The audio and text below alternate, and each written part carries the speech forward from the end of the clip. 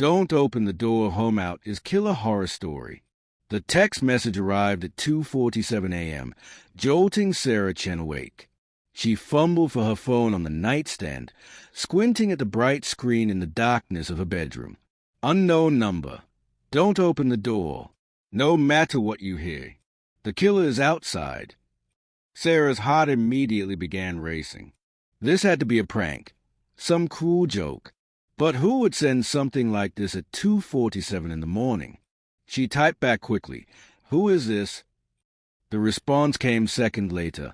No time to explain. Lock every door and window. Call 911. Don't look outside. He's watching. Sarah's hands trembled as she threw off her blankets and stood up.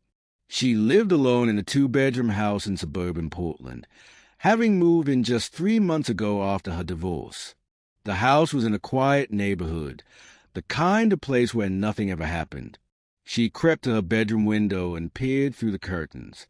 The street was empty, illuminated by a single street light halfway down the block. Her car sat in the driveway. Everything looked normal. But something made her skin prickle, an awareness that she was being watched. Her phone buzzed again. I told you not to look outside. Now he knows you're awake. Sarah dropped the curtain and backed away from the window, her breath coming faster. This was real. This had to be real. She dialed 911 with shaking fingers. 911, what's your emergency? I got a text saying there's a killer outside my house. Someone's watching me. The dispatcher's voice remained calm and professional. Are you safe inside your home right now? Are all your doors and windows locked? I don't know. I mean, yes, I'm inside, but I haven't checked everything.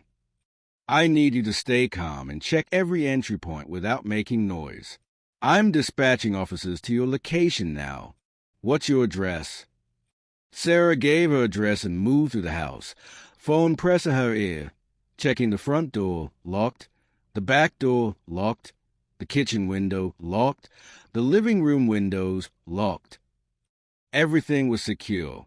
She was about to feel foolish for overreacting when she entered her spare bedroom, the room she used for storage, and saw that the window was open, wide open. The curtains billowed in the night breeze. Oh my God, Sarah whispered. The spare bedroom window. It's open. Did you leave it open? The dispatcher asked, an edge of urgency entering her voice. No, I never opened that window. It's painted shut, or it was supposed to be. Get to a room with a lock, preferably with no windows, and wait there. Officers are 5 minutes away.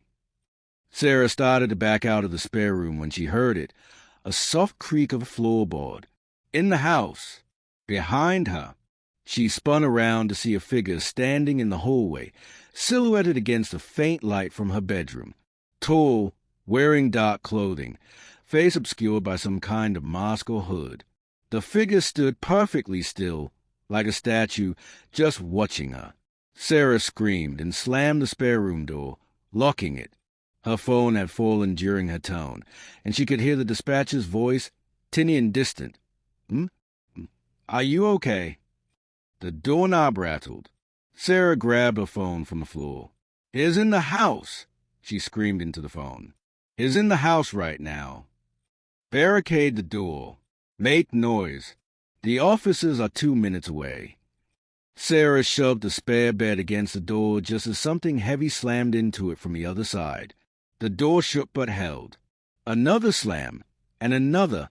Wood splintered. Please hurry, Sarah sobbed into the phone. Please hurry. Her phone buzzed with another text. With trembling hands, she looked at it. Unknown number. I tried to warn you. I've been watching him watch you for 3 days. He chose you. He always takes his time. Sarah typed back with shaking fingers. Who are you? How do you know this? Unknown number. I'm the one who got away. 2 years ago, he broke into my house just like this. I barely escaped. I've been tracking him ever since, trying to warn his targets. You're number 7. The slamming on the door stopped. Silence fell, more terrifying than the violence. Sarah held her breath, listening. Footsteps moved away from the door, down the hallway. What was he doing? Then she heard it. Glass shattering. The spare bedroom window.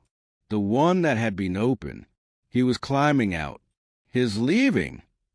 Sarah said to the dispatcher, "I heard glass breaking. He's going out the window." "Stay where you are. Don't pursue. Don't go near the windows." But Sarah's terror was giving way to anger. This person had violated her home, her sanctuary. She grabbed a pair of scissors from the desk in the spare room. It was a sewing room originally, and moved the bed away from the door. Against the dispatcher's protests, she opened the door and looked out. The hallway was empty. She moved cautiously toward the spare bedroom and peered inside. The window she'd found open was now completely shattered, glass scattered across the floor. The curtains whipped in the wind. But there was no sign of the intruder. Red and blue light suddenly flooded through the windows. The police had arrived. Sarah ran to the front door and threw it open, nearly collapsing into the arms of the first officer up the steps. "He was here," she gasped. "He was in my house. He left through the back bedroom window." The officers secured the scene, searching the property with flashlights and weapons drawn. They found footprints in the muddy flower bed beneath the spare bedroom window, leading away toward the back fence. But the intruder was gone. As Sarah sat in her living room, wrapped in a blanket despite the warm night, giving her statement to a detective, her phone buzzed again. "Unknown number. You survived. That's good. But Sarah, you need to understand something. He never fails twice. He'll be back. Maybe not tonight. Maybe not this week. But he'll be back. He doesn't like leaving a job unfinished." The detective saw Sarah's face pale and asked to see the messages. His expression darkened as he read through them. "These are from the same person who's been sending the warnings." Sarah nodded. "They say they escaped from him 2 years ago. That they've been tracking him, trying to warn people." The detective's jaw tightened. "We need to talk about something. 2 years ago, we had a series of home invasions in the Portland area. 3 women were killed, all in their homes, all living alone. The killer was never caught. The case went cold. 3 women, but the text said I was number 7. There were 4 more in Seattle, same M.O., before the Portland cases. We suspected it was the same person, but we could never prove a connection." The detective looked at the messages again. "Whoever's sending these texts knows details that were never released to the public. Do you think it's really someone who escaped from him?" "I don't know, but we're going to find out." The detective called for a tech specialist to trace the messages while other officers continued processing the scene. Sarah spent the rest of the night at a hotel, paid for by the police department. She didn't sleep. Every shadow seemed to hide a figure. Every sound made a jump. When dawn finally broke, she felt no relief, only the exhaustion of terror. The detective called her at 8 a.m. "We traced the phone number sending the texts. It's a burner phone, but we got a location on it. Ms. Chen, this is going to sound strange, but the phone is at 1247 Riverside Drive." "I don't understand. Is that a house? An apartment?" "It's the address of our 5th victim, the woman who was killed 2 years ago in her home. The phone is inside that house right now." Sarah felt cold spread through her body. "That's impossible. The house must be abandoned or... It's been vacant since the murder. We're sending units there now." 20 minutes later, the detective called again. His voice was shaken. "Ms. Chen, we found the phone. It was sitting on the kitchen counter of the vacant house. And Sarah, there was a note next to it." "What did it say?" "Number 5 didn't die. Number 5 is watching. Number 5 will make sure he never finishes what he started." Sarah's mind reeled. The 5th victim, she survived? But you said she was killed. We found a body. We identified it through dental records. But now, the detective's voice trailed off. We're reopening the case. All of them. Over the following days, the truth began to emerge. The fifth victim, Amanda Price, had indeed been attacked, but she'd fought back, had managed to overpower her attacker long enough to escape. The body found in her house had been someone else, someone Amanda had killed in self-defense. Also, the working theory went. But Amanda had vanished after that night. Until now, Sarah received one final message a week later. Unknown number. He's been caught. The police found him because I led them to him. He'll never hurt anyone again. You were his last target. Sarah, you were supposed to be number 8. But I made a promise 2 years ago. I would stop him, no matter what it took. I kept that promise. Stay safe. Lock your doors. Trust your instincts. And if someone you don't know tells you not to open your door, listen to them.